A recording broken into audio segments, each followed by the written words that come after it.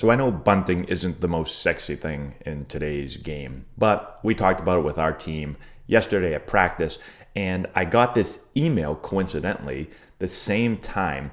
I don't know who this is, but he's showing how easy it is to bunt. He's showing this little bunting drill that he does. I'm going to play it, and then let's talk about it. So here we go. So he's bunting off a machine, and he's literally bunting the ball with the knob of his bat. And he's must have done this like a million times. So he's talking about how if you can bunt it off the knob of your bat, this little area, he does it every time. It's crazy. Those are like perfect bunts. He's like, then now I've got this huge club, he calls it, and he's got this huge surface area, and bunting gets very, very easy. You're gonna see him bunt it right here.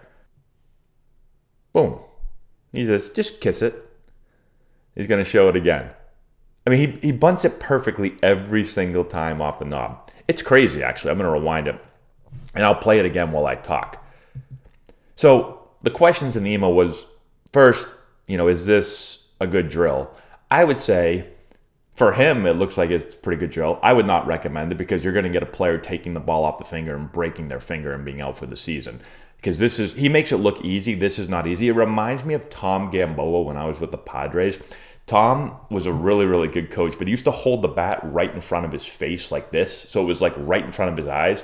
And he'd have someone throw it and he'd bunt the ball, bunt the ball, bunt the ball.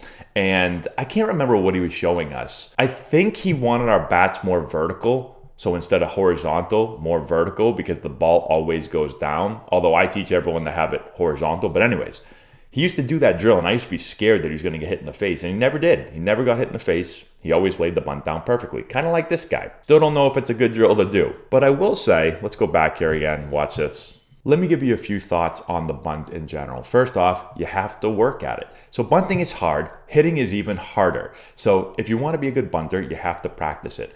I do think there's still room in baseball for bunting, especially at lower levels. Now, the major leagues, the defense is so good that they're bunting less and less, and they don't want to give outs away. And I'm not a big fan of giving outs away either, but I do think the bunt can be helpful. Here are the areas. First, it can be a slump buster. If you're struggling, you're 0 for 8, and you just can't find it, and you don't feel it, third baseman's back, boom, put a bunt down. Have it in your toolbox. You can put pressure on the defense. So I talked about how lower levels, the defense is not major league defense. You want to make them play catch. And so if you're bunting the ball, you're putting the ball in play, it's easier than hitting, and you're going to pressure the defense. I'm not saying do it all the time, but again, have it in your toolbox. You can open up some holes for yourself. So if the defense knows you're going to bunt or could bunt, they're going to play their corners in more. Now all of a sudden you have more space to hit the ball. They have less range, so it's going to open holes. You can combat like really bad weather. So if you play someplace up north where it's cold or maybe the wind blows in and it's just not a good day for hitting, the elements are not conducive to hitting, you need to have another option to be able to score runs.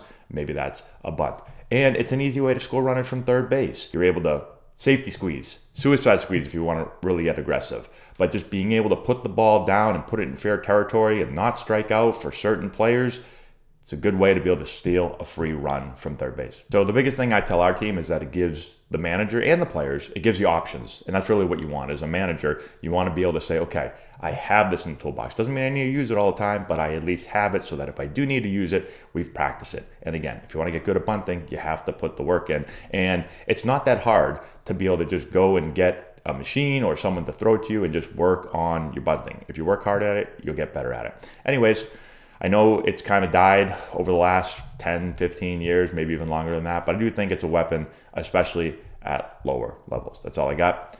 As far as the drill, again, I'll tell you real quick about drills we do. So we will use skinny bats. Makes it a little bit hard. You have to concentrate a little bit more. I have seen people use a lacrosse stick. I haven't personally tried that just to get them to focus on catching the ball, not stabbing at it. You've got the small area to catch it in. You can try that. Probably wouldn't try this one. But hey, I give this guy credit because he's an unbelievable bunter, clearly. He's probably lost a few fingers, but he spent a lot of time working on his craft. But the biggest thing is just bunt, take it serious, use good technique. I'll throw another video up and go over technique. We won't do that today. But anyways, that's all I got. Let me know what you think about this drill. Subscribe to the channel, hit the notification bell, give it a thumbs up, all that good stuff. We'll talk to you later.